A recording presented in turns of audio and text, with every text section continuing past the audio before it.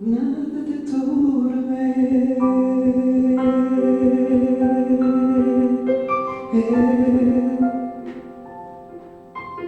Nada te quite la paz que Dios te dio con su amor, y nada te hará dudar de su amor, pues nunca te faltará el Señor, nunca se agotará, nunca se arrepentirá de haberte dado su amor, y en sus brazos te llevará, Él contigo sufrirá y también sonreirá, pues Dios te ama.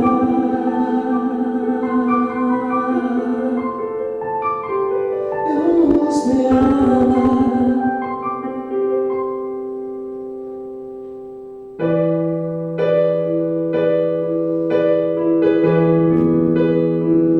Dios te ama tanto que se entregó por ti en la cruz.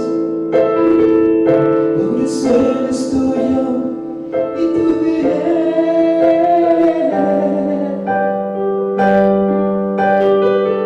Y que no Dios te ame, nada le faltará. Su paciencia todo alcanzará. Que Dios te ame, nada le faltará. Tu Dios bastará. Tu Dios bastará.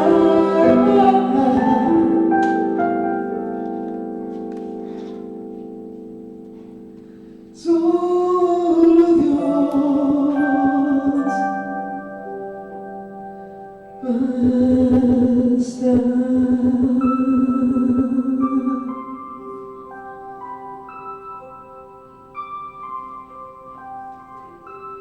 Terminamos este momento de adoración y alabanza, uniéndonos a María, la Madre de la Iglesia, con el cántico del Magnificat.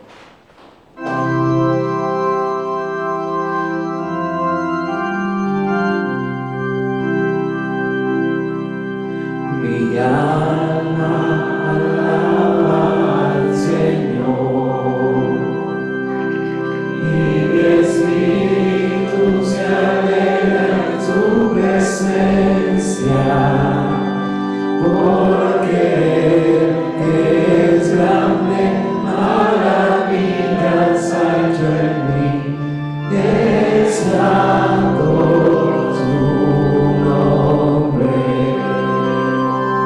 Mi alma alaba al Señor, mi alma alaba al Señor, y mi espíritu se alegra en su presencia, porque es grande, maravillas ha hecho en mí, es santo su nombre.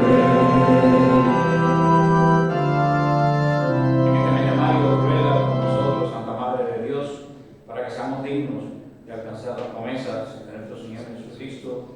Amén. Gloria al Padre, al Hijo y al Espíritu Santo.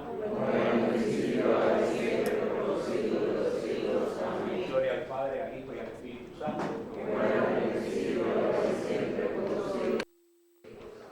Gloria al Padre, al Hijo y al Espíritu Santo.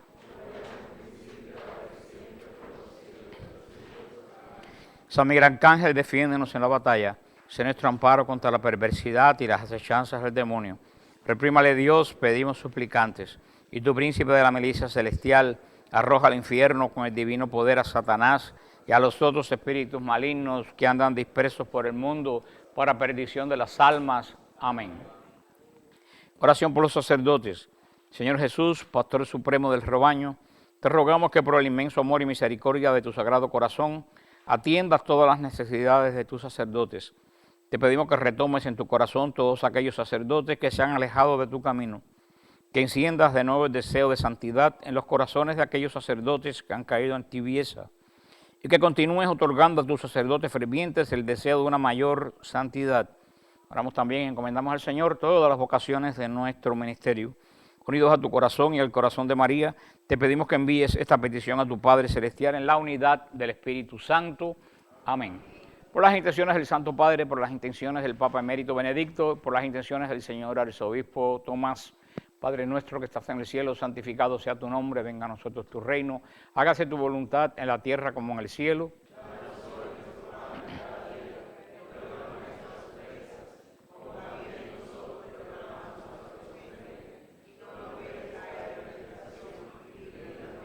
Dios te salve María, llena eres de gracia, el Señor es contigo.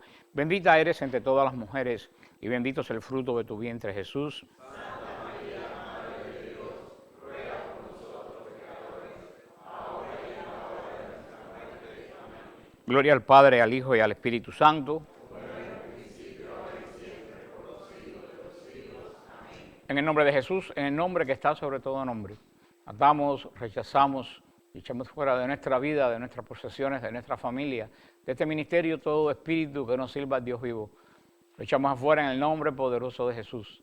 Nosotros, sus hijos, nos cubrimos con la sangre del Cordero, en el nombre del Padre, del Hijo y del Espíritu Santo. Amén. Profesamos nuestra fe, que es la fe de la Iglesia. Creen en Dios Padre Todopoderoso, Creador del cielo y de la tierra. Creen en Jesús, Hijo único de Dios, nacido del vientre de María, muerto por nuestros pecados, resucitado de entre los muertos, llevado a los cielos, de donde verá con gloria a juzgar vivos y muertos. Creen en el Espíritu Santo, Señor y santificador de la Iglesia, en la Iglesia que es una santa, católica y apostólica, en un solo bautismo para el perdón de los pecados, en la resurrección de la carne y en la vida del mundo futuro. Proclamamos nuestra fe. Esta es la fe de la Iglesia en la cual nacimos. Esta es la fe de la Iglesia en la cual vivimos. Esta es la fe de la Iglesia en la cual queremos morir. Amén. Ahora Rubén va a orar por mí. Vamos a extender nuestras manos sobre nuestro hermano Frank. Pero Padre, antes de eso queremos darte gracias. Queremos darte gracias, Señor, porque tú has estado grande con nosotros y estamos alegres. Tú te derramaste con poder este fin de semana en todos aquellos que participaron de este retiro. Te pedimos que esa porción de tu Santo Espíritu siga flotando y derramándose sobre nuestro hermano Frank, lleno de sabiduría, lleno de tu palabra, Señor. Purifica sus labios y pon en su corazón las palabras que tú quieres que nosotros oigamos para poder crecer y que nuestro corazón, Señor, sea una tierra fecunda, que cuando caiga tu palabra, Señor, dé fruto el 100 por uno. Y tú, de tu Padre, te lo pedimos en el nombre de Jesús, por intercesión de María, nuestra Madre, y en el poder del Espíritu Santo. Amén. ¿Se pueden dar la paz?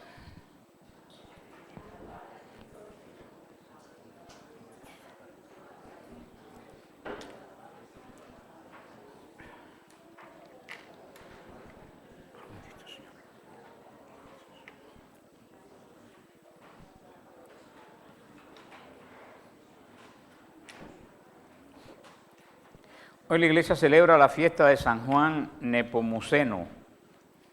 Su apellido era Wolfing. Nació hacia el año 1345 en la aldea de Pomuk o Nepomuk, situada en Bohemia meridional. Hijo de unos labradores pobres y huérfanos, desde muy niño, los monjes del vecino monasterio cisterciense se hicieron cargo de él. Los estudios superiores los realizó en la Universidad de Praga. Llegó a ser promovido al sacerdocio y su carrera fue ascendente. Párroco, vicario del arzobispo, confesor de la reina. Se lo conocía como un sacerdote digno, piadoso, humilde, celoso pastor, caritativo y fiel cumplidor de su apostolado. Wenceslao I, rey de Bohemia, nombró a Juan Nepomuceno confesor de la reina. Wenceslao nada sabía sobre la doctrina de Jesús y aunque aparentemente se presentaba como cristiano, su interior estaba lleno de pasiones desordenadas. Según la tradición, un día el rey reclamó la presencia del sacerdote. Juan le dijo: necesito saber los secretos del corazón de la reina. Tú lo has escuchado de sus propios labios como confesor en el sacramento de la penitencia. No, repuso este, no puedo revelarlo, majestad, es un pedido sacrílego. La iglesia lo prohíbe, prefiero morir a ser un mal sacerdote. Wenceslao dio unos pasos, de pronto la ira se apoderó de él, llamó a los soldados, digo, castigad a este hombre. Lo apalearon con bárbaro rigor. El propio rey le aplicó una tea encendida al cuerpo, quien se retorcía de dolor sin pronunciar una sola palabra. Transcurrieron varias semanas y cuando sus llagas y heridas curaron, volvió a sus oficios divinos. Retornaba de la casa de un moribundo donde había acudido a auxiliarlo con los últimos sacramentos. Cuando Wenceslao lo vio desde el balcón del palacio, inmediatamente requirió su presencia. ¿Estás dispuesto a hablar? Puedo enterarme ahora de los pecados de mi esposa. Y otra vez obtuvo el mismo silencio. Juan fue atado de pie de mano desde un puente que atraviesa el Moldava en el corazón de Praga. El sacerdote, fiel a su secreto de confesión, encontró la muerte en el río en el año 1393. San Juan Nepomuceno es patrono de Bohemia, Moldavia, y del secreto de confesión. También es considerado patrono de la fama y el buen nombre. Sus reliquias se guardan en Praga, en la iglesia metropolitana de San Vito. Vemos un sacerdote mártir por no revelar el secreto de confesión. Y como él, han habido muchos miles de sacerdotes en nuestra iglesia. Le damos la bienvenida a todos ustedes, los que están presentes, a los hermanos que se unen con nosotros por internet, los que se van a unir durante la semana van a ver los temas. Le damos la bienvenida a Liber, que vino con sus 6 muchachos. Hoy Liber no podía venir porque estaba cuidando a los muchachos. Yo le dije que viniera si esos niños se han criado aquí, nunca han hecho bulla, así que yo dije, con los niños de Liber y con los hijos de Carlos llenamos el ministerio, porque son 12 en total. Le damos la bienvenida a Javier y a Teresita, que aquí nos visitan. Javier, que está de paso, y Teresita, ¿cuánto tiempo que no te vemos? Bienvenido. Comenzamos pues nuestra clase de hoy en el nombre del Padre, del Hijo y del Espíritu Santo. Amén. Abrimos la Sagrada Palabra de Dios en el segundo libro de Reyes, capítulo 6. Pero antes oramos al Espíritu Santo. Espíritu Santo, ilumina nuestro entendimiento para que al leer o estudiar la Sagrada Escritura sintamos la presencia de Dios Padre que se manifiesta a través de tu palabra. Abre nuestro corazón para darnos cuenta del querer de Dios y la manera de hacerlo realidad en nuestras acciones de cada día. Intrúyenos en tus sendas para que, teniendo en cuenta tu palabra, seamos dignos y signos de tu presencia en el mundo. Amén. La semana pasada estuvimos viendo el milagro del hacha que hizo el profeta Eliseo. Y se recuerdan que nosotros pues hablamos y dijimos en ese momento que a mí pues me había sorprendido pues que fuera un milagro tan sencillo pues puesto en la Biblia, y hablamos también de eso, hablando de este tema, de un milagro que aparentemente no tiene nada espectacular. Vimos también, como dijimos, que hasta en las cosas pequeñas el Señor nos está mirando, que nuestra vida no solamente, ocurre en la palabra de Dios, está llena de milagros grandes, sino que nuestra vida también está llena de pequeños milagros como el del hacha. Por eso que está puesto. ¿Cuántos milagros tenemos día a día? En la liturgia bizantina hay unas palabras una de la oración que dice: te damos gracias por los milagros manifiestos y los milagros escondidos. Porque muchas veces hemos visto milagros manifiestos, pero ¿cuántos milagros escondidos no hemos tenido día a día que nosotros no nos hemos dado cuenta que son milagros? Y por eso está puesto este episodio que nos parece tan extraño de el hacha, que como le decía, a mí me parecía verdaderamente bastante insignificante para ocupar un lugar en la palabra de Dios, pero siempre el Señor pues nos habla de diferentes formas. Sigue lo que continúa el capítulo 6, hablándonos de las guerras arameas. Y dice así en el capítulo 6, versículo 8: el rey de Aram estaba en guerra con Israel y tomó consejo con sus siervos, diciendo: acamparé en tal y tal lugar. El hombre de Dios envió a decir al rey de Israel: cuidado con pasar por tal lugar, porque los arameos están allí acampados. El rey de Israel envió entonces gentes al lugar que el hombre de Dios le había dicho. Este lo alertó más de 2 y 3 veces sobre aquel lugar, y el rey montaba vigilancia. El rey de Aram, muy alarmado por este hecho, convocó a sus oficiales y le dijo: ¿No son capaces de asegurar la información? ¿Quién de los nuestros está de parte del rey de Israel? Uno de los oficiales dijo, nadie, rey, señor. Lo que sucede es que Eliseo, el profeta que hay en Israel, comunica al rey de Israel todo lo que tú dices en el interior de tu cámara. Él dijo, vayan y averigüen dónde se encuentra para enviarlo a prender. Le informaron, está en Dotán. Envió allí caballos, carros y un fuerte destacamento. Llegaron de noche y pusieron cerco a la ciudad. Cuando el criado del hombre de Dios se levantó de mañana y salió fuera, vio el destacamento que rodeaba la ciudad con caballos y carros y preguntó, ay mi señor, ¿cómo vamos a hacer? Le respondió, no temas, están más con nosotros que con ellos. Entonces Eliseo oró diciendo, Señor, abre tus ojos para que vea. Yahvé abrió los ojos del criado y vio la montaña cubierta de caballos y carros de fuego en torno a Eliseo. Los arameos descendieron contra él y Eliseo suplicó al Señor diciendo, hiere esta gente con una luz cegadora. Y lo deslumbró conforme a la palabra de Eliseo. Eliseo les dijo, no es este el camino ni esta es la ciudad. Síganme y los conduciré al hombre que buscan. Y los condujo a Samaria. Cuando entraron en Samaria, Eliseo dijo, abre el Señor sus ojos para que vean. Yahvé abrió sus ojos y vieron sorprendidos que estaban en medio de Samaria. Cuando el rey de Israel los vio, dijo Eliseo, ¿los ataco, padre mío? Él respondió, no los ataques. ¿Mata tú acaso a quienes has hecho prisioneros con tu espada y tu barco? Ofrece pan y agua para que coman y beban y vuelvan a su señor. Le sirvió un gran banquete y luego que comieron y bebieron los despidió y regresaron a su señor. Las bandas de arameos dejaron de invadir la tierra de Israel. Tiempo después, Ben-Hadad, rey de Aram, movilizó todas sus tropas y puso en marcha y sitio a Samaria. El hambre arreciaba en Samaria y el asedio se prolongaba hasta el punto de que una cabeza de burro llegó a venderse a 80 ciclos de platas y un par de cebollas silvestres a 5 ciclos de plata. El Señor añada bendición a sus santas palabras. Vemos aquí este capítulo de estas guerras que nunca en la vida pues, han parado en Israel. Siempre Israel pues, ha sido blanco del ataque de todos los enemigos de Dios, exactamente igual que la iglesia en este momento es blanco de ataque de todos los enemigos de Dios, porque tanto la presencia de Israel en este tiempo como la presencia de la iglesia molesta al enemigo de Dios.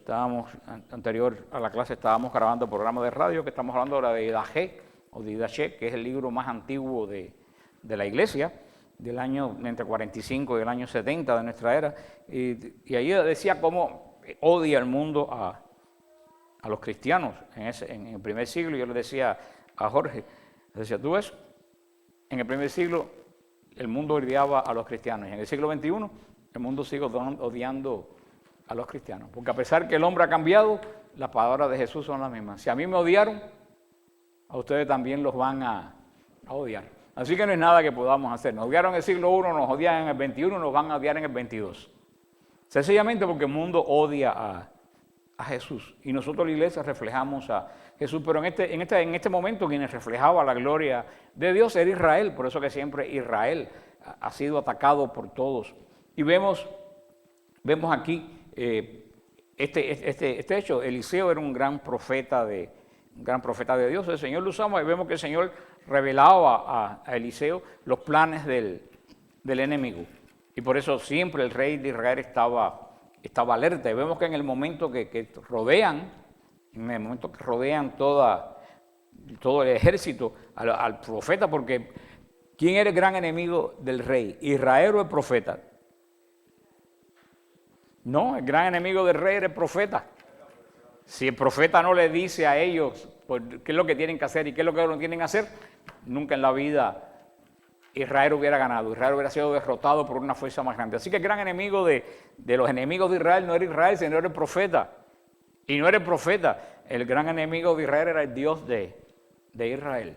Ese era el Dios de Israel. Lo que pasa es que sucede que hoy en día pues no se le hace caso a los profetas. A los profetas se les acalla.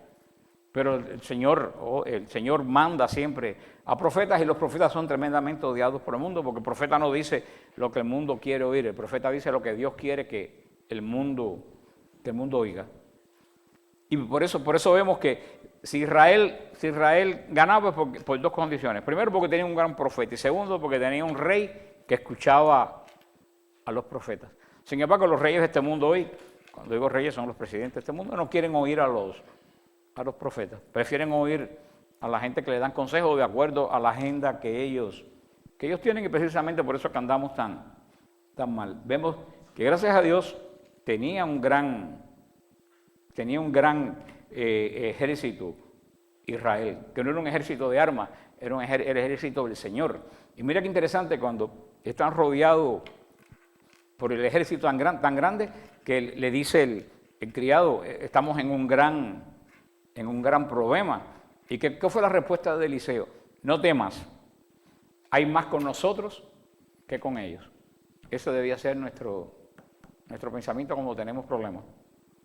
Cuando tenemos problemas tenemos que pensar, hay más gente con nosotros que con los que nos están dando el problema. Porque ¿quiénes están con nosotros? Los ángeles, el Señor. Como dice, Cristo y tú son mayoría. Lo que pasa es que muchas veces nos pasa como el criado de Eliseo. El criado de Eliseo no podía ver quiénes iban a batallar por Israel. Y fue Eliseo quien oró. Dice, Señor, abre los ojos para que vea. Y dice que Yahvé abrió los ojos del criado y vio la montaña cubierta de carros. ¿Quiénes eran esos? Los ángeles de Dios. Los ángeles de Dios rodeaban pero claro, los que no son espirituales no pueden ver el mundo espiritual. Por eso que este hombre no podía ver que habían gente que estaban defendiendo, estaban dando la batalla por Israel. Por eso hace falta gente que le abran los ojos a las personas. Por eso hace falta gente como el profeta que le abran los ojos a la gente para que la gente pueda ver la realidad del mundo espiritual. Y así como en Israel pasó, entre nosotros pasa. El mundo hoy en día es una gran batalla espiritual. Si ustedes ven la batalla física que hay una batalla espiritual más grande todavía. Lo que pasa es que nosotros no la vemos, porque están los demonios, que hay bastantes, porque definitivamente en un país, y en todos los países se hace, en un país donde se matan millones de niños, tiene que haber millones de demonios. Porque la muerte y la sangre de los inocentes atrae a los demonios. Así como un lugar santo atrae a los ángeles de Dios, un lugar de muerte atrae a los demonios, porque el demonio es el señor de la muerte. Y en una batalla espiritual, en todos estos países, donde inclusive de nosotros a la cabeza, donde hay tantos abortos, estamos llenos de demonios. Y tenemos los ángeles de Dios dando la batalla por nosotros. Así que sobre cada país hay una tremenda batalla espiritual que nosotros no lo vemos, pero sentimos las consecuencias. Yo siempre se lo dije en aquella época, se lo sigo diciendo ahora, una gran batalla espiritual se dio sobre España cuando la Jornada Mundial de la Juventud. Yo lo dije de muchísimo antes, que la Jornada Mundial de la Juventud en España iba a ser una gran batalla. Y tal fue que ustedes se recuerdan, la noche de la adoración, la clase de tormenta que se descargó sobre el campo de la adoración. Y vieron como todo volaba, pero lo único que no volaba era el árbol que estaba en el medio del altar que simbolizaba a la iglesia. Ahí se ganó una gran batalla que va a tener sus consecuencias. Los ángeles de Dios batallaron, igual que vio este hombre, se le abrieron los ojos y vieron que no estaban solos. Y nunca se olviden de esta frase de Eliseo: son más los que están con nosotros que los que están con ellos. Ahora, el problema es que hay que creerlo. Si tú no lo crees, pierdes el tiempo. Nunca vas a tener los ejércitos de Dios a tu favor. Tenemos que creerlo y yo siempre lo digo, que los seres del universo que menos trabajo tienen son los ángeles de la guarda. Porque nadie los utiliza, nadie los invoca, nadie los llama, nadie les pide. Por eso son gente con muy poco trabajo, porque muchos de nosotros ya no está de moda de hablar de los ángeles. La nueva era habla de los ángeles, pero para nosotros la iglesia ya no está de moda hablar de los ángeles. Y aquí esto de Eliseo nos da una gran señal. Primero, antes que nada, lo que le he repetido 3 veces. Son más los que están con nosotros que los que están contra nosotros. Y la segunda parte, cómo Eliseo, esta sabiduría de Dios, se dio cuenta que, como dice el refrán, un poco de miel vale más que un saco de hiel. Vio cómo cómo tratando bien a esta gente hizo más efecto que se lo hubieran tirado cañonazos. Le dieron, ¿qué esperaban esta gente? Cosas malas, que los mataran. ¿Qué le dieron? Comida y los dejaron ir. Mas nunca pelearon contra Israel. Esto es lo que el Señor decía, y a alguna gente le parece extraño que decía, no, lo decía San Pablo. Lo decía San Pablo, cuando le haces un bien a alguien, le pones carbones encendidos en la cabeza. Y mucha gente no entiende lo que quiere decir. ¿Quieren ustedes si le caen carbones encendidos en la cabeza? Yo creo que hace falta que le caigan carbones encendidos en la cabeza, a ver si se despiertan. ¿Ven? Si a ustedes le caen carbones encendidos en la cabeza, me imagino que se ponen a brincar y hacerse así. Dice San Pablo, cuando tú haces un bien, eso es lo que pones sobre tus enemigos. ¿Por qué? Porque tus enemigos justifican su maldad por lo malo que tú eres. Entonces, con un enemigo tuyo, cuando tiene un problema, ¿qué es lo que ellos esperan de ti? Una maldad. ¿Para qué? Para reafirmar que ellos están bien. Entonces va a decir, tú ves, mira, claro que yo estoy bien en ser enemigo. Dice, mira, ahora cuando un enemigo tuyo espera de ti maldad en un momento malo y tú le ofreces bondad, lo dejas loco. Le pones candelas en la cabeza, como le pasó a esta gente. No saben cómo reaccionar porque entonces se quedan desnudos, ya no tienen armas con que alimentar su odio hacia ti. O sea que hay dos, en esta guerra aramea de Eliseo de hace 4000 años, hay dos grandes enseñanzas para nosotros. Y dice en el versículo 26, el rey de Israel pasaba por la muralla cuando una mujer le gritó, ayúdame rey mi señor.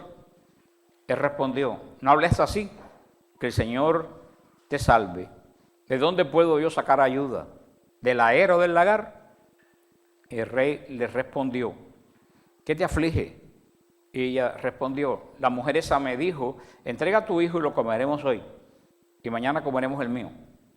Así que cocimos a mi hijo y lo comimos. Al otro día le dije, entrega a tu hijo y lo comeremos, pero ella lo escondió. Cuando el rey oyó las palabras de esta mujer, rasgó sus vestiduras. Pasaba a lo largo de la muralla y el pueblo pudo ver que llevaba debajo un saco.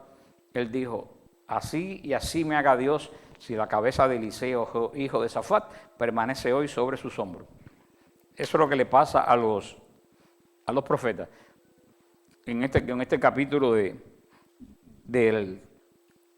hemos estado recorriendo, vemos cómo había este asedio del ejército. ¿Qué fue lo que trajo sobre Israel? Una gran hambre. Fíjate que dice que una cabeza de burro valía una cantidad increíble, valía una cabeza. Y llegó un momento que se estaban comiendo a los hijos de las personas. Aunque nos parezca duro, cuando el sitio de Jerusalén, en el año 70, cuando cayó Jerusalén,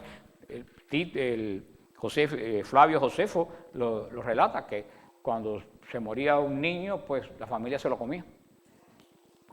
Decimos ahí, pero nadie sabe al grado que puede llegar una persona cuando enloquece por el hambre. Pero mira, decimos ahí, y hoy no nos comimos los hijos, pero los matamos en el vientre de la madre. Y a lo mejor gente en nuestra familia, a lo mejor sin que nosotros lo sepamos. O sea que no ha cambiado mucho. Y vemos que el rey pasaba y se encuentra esta terrible situación. Entonces, ¿sobre quién cae la ira? Sobre Eliseo. Siempre sucede exactamente igual. Evidentemente, el rey consideró a Eliseo responsable de los horrores del sitio. Probablemente, no sé si él pensó que Eliseo podía proporcionar comida de forma milagrosa. No sé si a lo mejor pensó que los consejos que le daba Eliseo llevaron al país a esa situación. Pero como sucede siempre las personas ineptas tratan de echarle la culpa a los demás de sus propios errores. Eso no ha cambiado ni cambiará. Y estos, ¿cómo sigue en el versículo 32? Eliseo estaba sentado en su casa y los ancianos estaban también con él. El rey envió por delante a un hombre, pero antes de que el mensajero llegara ante Eliseo, dijo a los ancianos, ¿han visto? Ese hijo de asesino ha enviado a uno a cortarme la cabeza. Estén vigilantes Cuando llegue el mensajero, cierren la puerta y sosténganla bien contra él. ¿No es ese el ruido de los pasos del Señor?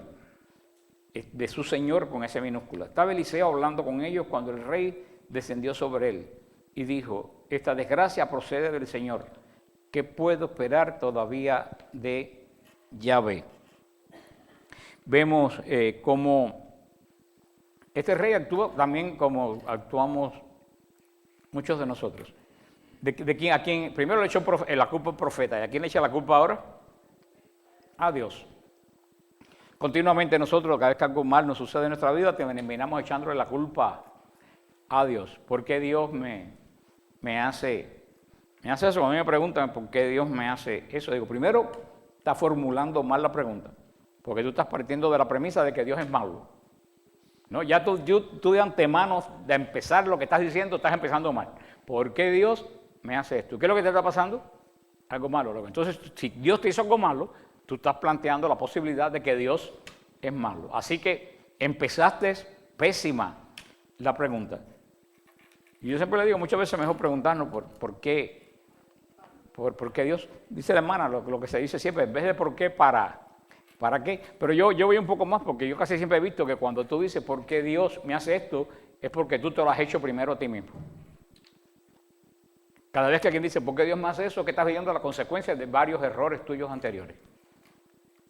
Entonces, pues le echas la culpa a Dios, lo que casi siempre es tu propia culpa, porque casi siempre los problemas nos metemos o los propiciamos nosotros. Y cuando tienes una conducta mala o desordenada, cometes errores, las consecuencias vienen.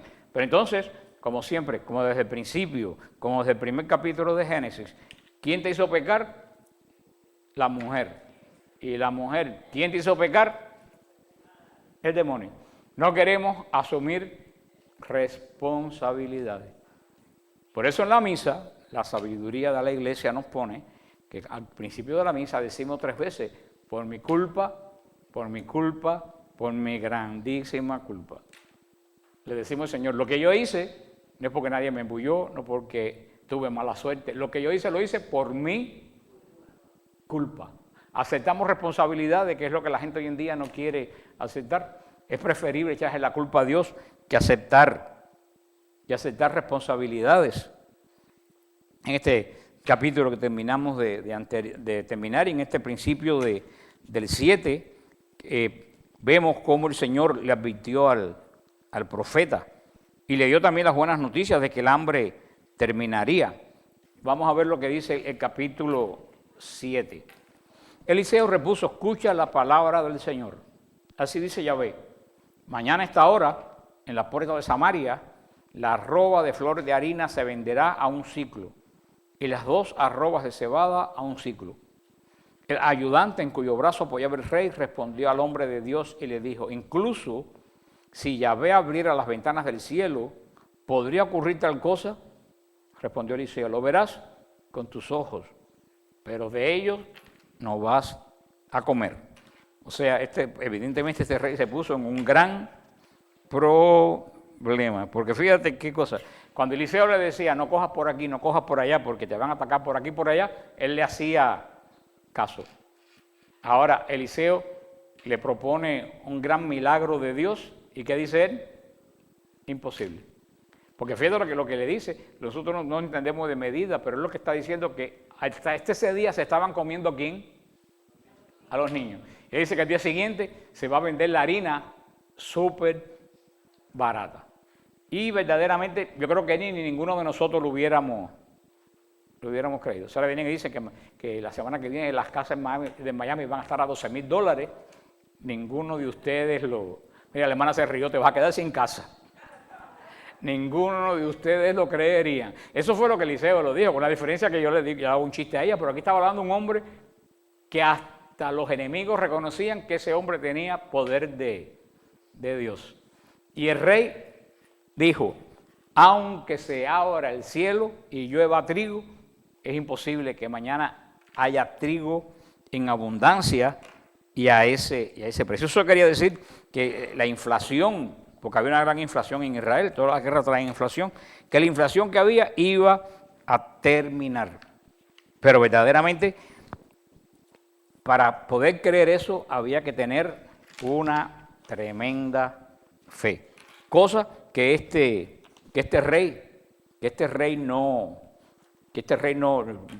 tenía. Vemos que esta predicción se cumplió al día siguiente. Dice en el versículo 3, había 4 hombres leprosos a la entrada de la puerta y se decían, ¿qué estamos aquí sentados hasta morir? Si decidimos entrar a la ciudad con el hambre que hay en ella, moriremos allí. Y si quedamos aquí, moriremos lo mismo. Pasémonos al campamento de Harán. Si nos dejan vivir, viviremos. Y si nos matan, moriremos. Al oscurecer se pusieron en camino hacia el campamento arameo. Cuando llegaron al límite del campamento arameo, allí no había nadie. Yahvé había hecho oír en el campamento arameo estrépito de carros y caballos, el estrépito de un gran ejército. Y se dijeron unos a otros, el rey de Israel ha pagado a los reyes hititas y a los reyes de Egipto para que vengan contra nosotros. Al anochecer emprendieron la huida, abandonando sus tiendas, caballos y burros, el campamento tal como estaba. Y así huyeron para salvar sus vidas. Cuando aquellos leprosos llegaron al límite del campamento, entraron en una tienda, comieron y bebieron. Luego se llevaron de allí plata y oro, vestidos y fueron a esconderlo. Regresaron y entraron en otra tienda y se llevaron lo que allá había y escondieron. Entonces se dijeron unos a otros, no está bien lo que hacemos. Hoy es un día de alegría y nosotros estamos callados. Si esperamos hasta la luz de la mañana, se nos tratará como culpables. Andando, vayamos a informar al palacio real. Llegaron y llamaron a los guardas de la puerta e informaron diciendo, hemos ido al campamento arameo. Allí no hay nadie, ni una voz humana. Solo los caballos atados, los burros atados y las tiendas tal como estaban. Los centinelas llamaron y pasaron noticia al interior del palacio real. Que el Señor añada bendición a su santa palabra. Tenemos una narración extraordinaria. Los leprosos estaban excluidos de la vida de la sociedad. Los leprosos dependían de lo que la familia le daba. La familia al final del día sacaba comida fuera de la muralla de la ciudad y le dejaba comida a los leprosos. Ellos vivían en campamentos aparte, se recogían la comida y nos narra la Escritura que estos hombres venían a recoger su comida, pero bueno, se dieron cuenta que si había hambre adentro, ¿cómo le iban a dar comida? Y entonces pues decidieron, no vamos a morir lo mismo aquí que allí. Así que hay veces que la necesidad hace a la gente héroes. Entonces ellos, conscientes de que no tenían absolutamente nada que perder, fíjate tú que es triste esto, porque los leprosos son conscientes de que no tenían nada que perder, en vez de acogerse a la misericordia de Israel, se acogieron a la misericordia de los enemigos de Israel. Eso es lo que el Señor decía, que dura hace la ley el corazón de los hombres. Eran más misericordiosos los paganos que los israelitas con las 600 y pico de leyes que... Por eso el Señor decía, misericordia quiero, no sacrificio. Estos hombres dijeron, bueno, con Israel no tenemos nada que hacer en cuanto a la misericordia. Vamos a ver si con los enemigos de Israel son un poco más misericordiosos que la gente de Israel. Y vimos la historia, llegamos y no habían oído el sonido de un ejército que se acercaba. Ya sabemos que el ejército lo vio Eliseo, su criado, en la montaña. ¿Quién es ese ejército? Los ángeles del Señor. Y yo estaba leyendo hace tiempo una historia de China, de cuando la guerra de los Boers en China fue una guerra muy violenta que hubo en China, donde se levantaron un grupo y mataron a todos los blancos, a todos los europeos que habían en China. Asesinaron las religiosas que estaban cuidando los asilos, como hicieron ahora en Yemen los talibán. Y hubo una casa de religiosas que los Boers no tocaron. Y cuando ya los ingleses llegaron de la India, no sé dónde estaban, y pusieron orden en la ciudad, pues les llamó mucho porque muchos lugares lo habían saqueado, esa casa de religiosas no la habían tocado. Y cuando le preguntaron a algunos de los gente de los asaltantes, dijeron no, porque todo el techo estaba lleno de gente con armamento.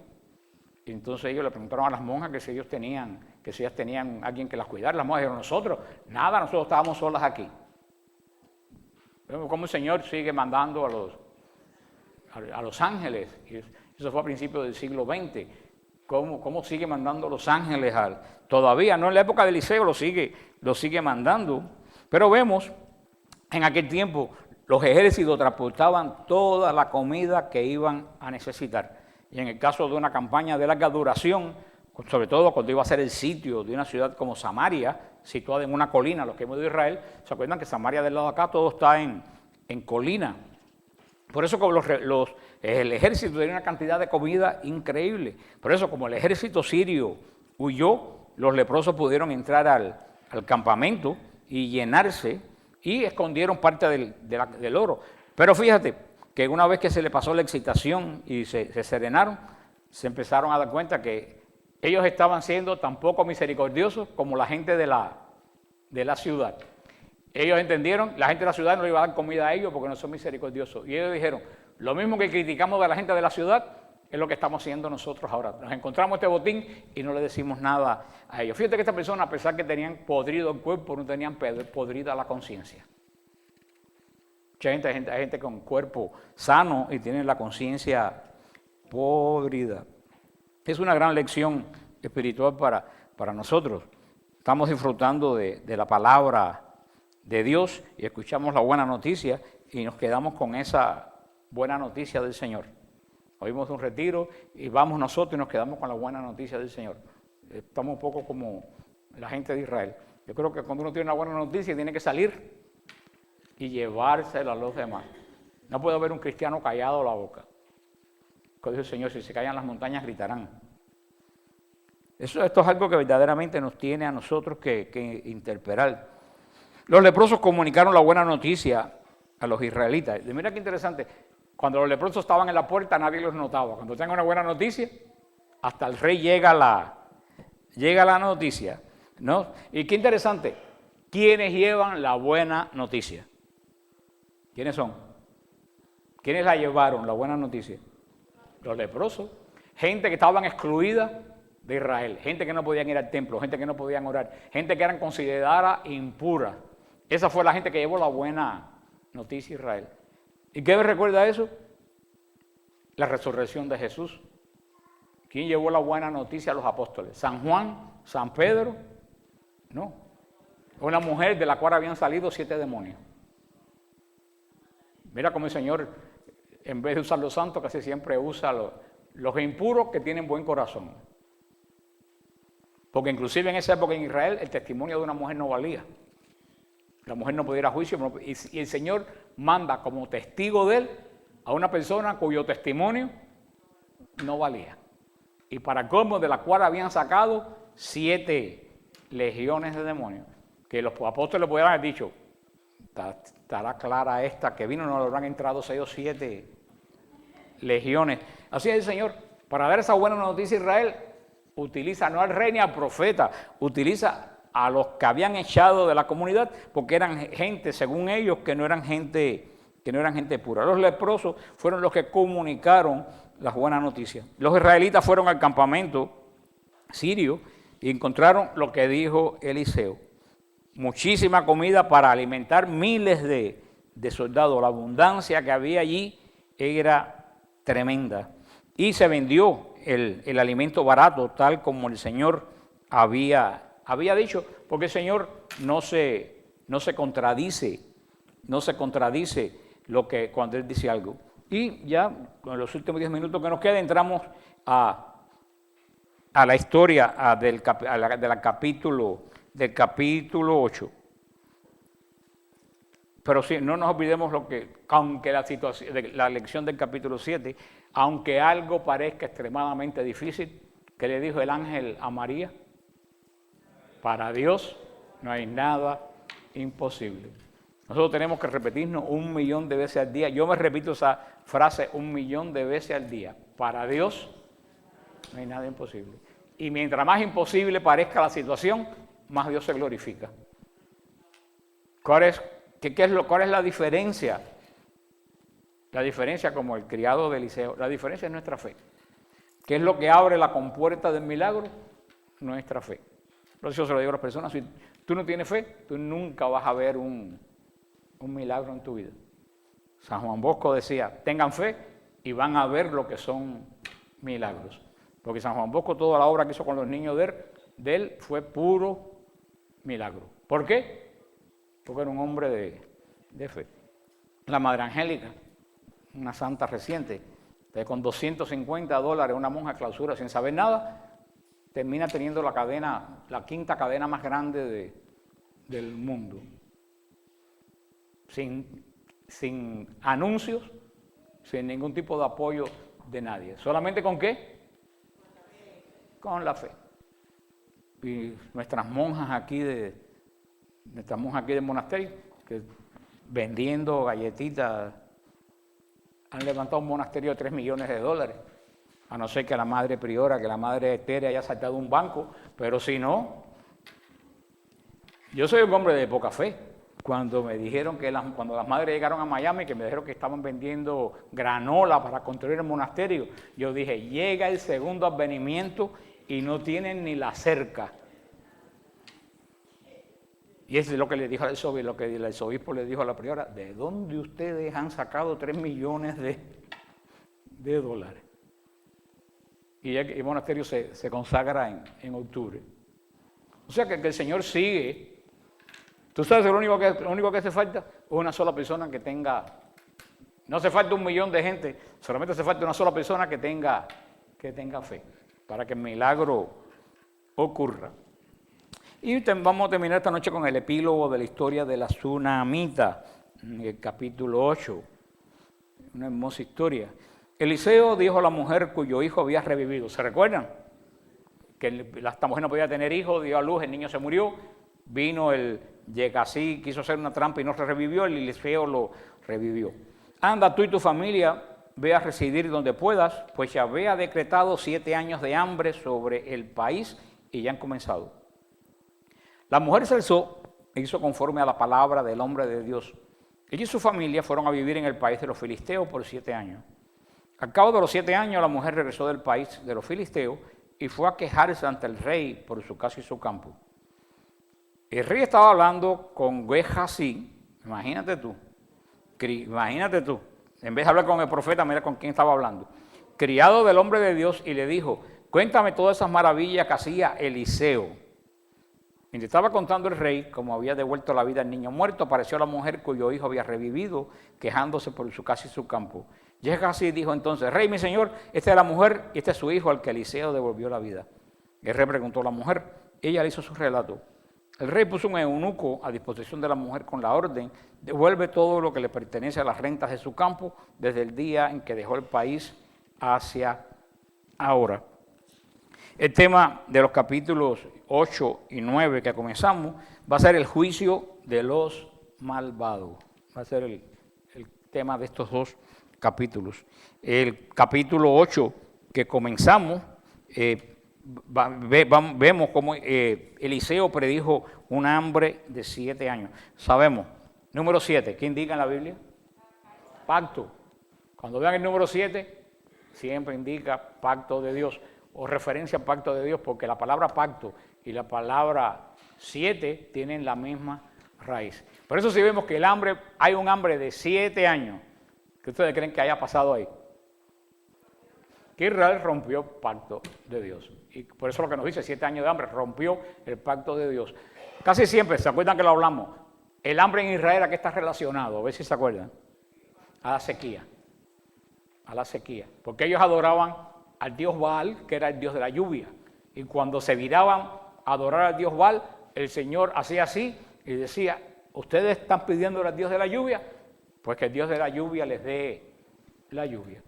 Que por supuesto, el dios de la lluvia, Baal, no podía dar lluvia y venían los años de sequía.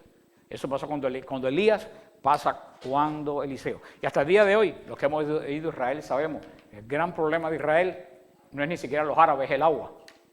Hasta el día de hoy, la única fuente de agua de Israel es el lago de Tiberíades y el río Jordán. Por eso la guerra con los sirios, más que nada, no fue por poderío militar, sino fue por quien controlaba el lago de Tiberíades, el lago de Galilea. Porque si los sirios controlaban el lago de Galilea y le cortaban el agua a Israel, Israel no duraba una semana.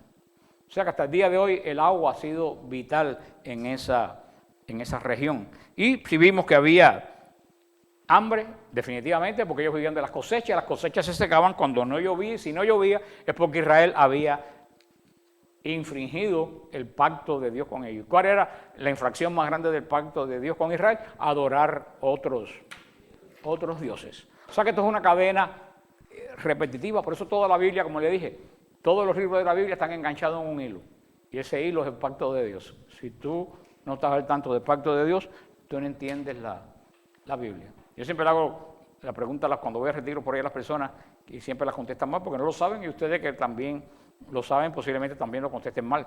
Yo siempre le pregunto, ¿qué es lo que hace un collar, las perlas o el hilo? Pues todo el mundo, ya porque usted le ha hecho esa pregunta varias veces. Pero todo el mundo me dice las perlas y yo digo, no, el hilo. Porque si tú quitas el hilo, hay collar, tienes perla, pero no tienes collar. Lo que hace el entendimiento de la Escritura, como el hilo del collar, es el pacto de Dios. Tú entiendes los libros cuando están todos los libros engarzados dentro del pacto de Dios. Toda la Biblia es una bronca entre Dios que hizo el pacto e Israel que incumple el pacto. ¿Qué es lo que viene Cristo? A hacer el pacto verdadero. Y mira lo que le costó. Y nuestra bronca sigue siendo cuando incumplimos el pacto. Vemos este caso de la mujer sunamita que Eliseo le advirtió. Era una mujer de Dios, era una mujer que acogía al profeta cuando el rey quería cortarle la cabeza al profeta. Dios bendice a los que acogen a los profetas, así que ya saben, cuando me quieran invitar.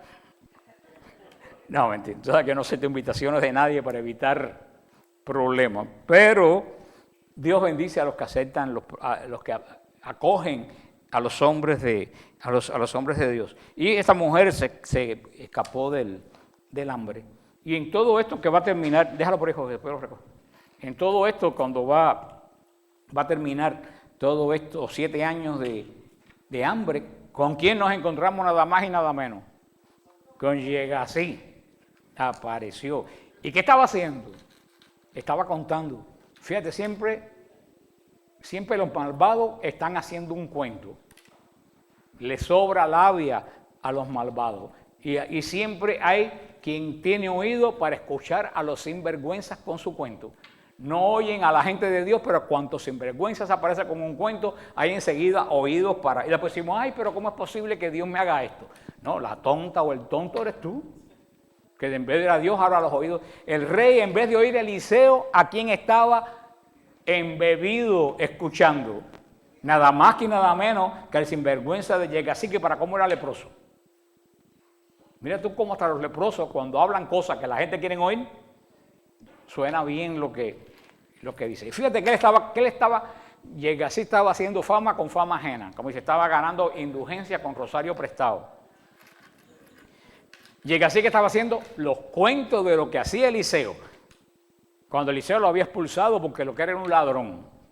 Pero los ladrones tienen buena fama a la hora de hablar, si no eligiéramos ningún político. Fíjate, dice lo que dice, le dice, a ver dónde estaba el rey, está hablando con Gehazi del nombre de Dios, le dice, cuéntame todas las maravillas que hacía Eliseo. Yo en el retiro le dije algo que yo le he dicho también así. Los sinvergüenzas en la iglesia siempre hablan en pasado, no hablan en presente. Cuando ustedes digan borren lo de sinvergüenza, no vamos a buscar problemas. La gente que no tiene un gran espíritu de Dios siempre hablan en pasado. Cuando ustedes oigan un sermón en pasado, ese sermón no sirve para nada. Los sermones que tienen poder es cuando se habla en presente. Yo se lo decía a la gente en el retiro. A mí qué me importa que Cristo sanara a los enfermos si yo tengo cáncer 2000 años después. ¿Qué es lo que a mí me importa? Que Cristo sana a los enfermos. A mí qué me importa que el Espíritu Santo diera dones hace 2000 años, cuando ahora yo no tengo ningún don. ¿Qué es lo que yo tengo que oír? Que el Espíritu Santo sigue dando los dones. Por eso desconfíen de las predicaciones en pasado. Las predicaciones en pasado son historias. Y vemos que hasta llega así, puede ser un buen predicador con historias ajenas. ¿Estaba predicando de qué cosa? De lo que Eliseo había hecho. Sin embargo, Eliseo seguía haciendo. Pero sin embargo, ¿qué es lo que mucha gente quería oír? Lo que Eliseo había hecho, no lo que Eliseo estaba haciendo. Hay personas que viven en el pasado. Y el pasado ya no es de Dios. El pasado no es ni tuyo ni de Dios. El pasado pasó. Y el presente no ha llegado. Lo único que tú tienes y el futuro no ha llegado. Lo único que tú tienes es el presente, que es tuyo y es de Dios. El pasado no hay nada que hacer y el futuro es de Dios, no es tuyo. Ahora el presente es tuyo y es de Dios. Por eso había una frase que decía que Dios vive en un eterno presente. Como Dios no tiene tiempo, Dios no tiene pasado ni futuro. Dios solamente es un eterno presente. Y cuando entremos al reino de Dios, nosotros vamos a entrar a un eterno presente, donde no hay pasado ni futuro. Que es como viven los ángeles, como viven los santos, como viven los seres que ya están en el encuentro del Señor, fuera del tiempo en que nosotros vivimos. Ojalá que todos pues lleguemos a ese eterno presente. Ojalá que el Señor cierre nuestros oídos a los sinvergüenza como llega así, que andan predicando y hablando historias ajenas, cogiendo créditos propios y en pasado. En el nombre del Padre, del Hijo y del Espíritu Santo. Amén. Como le dijo Rubén cuando hizo la oración,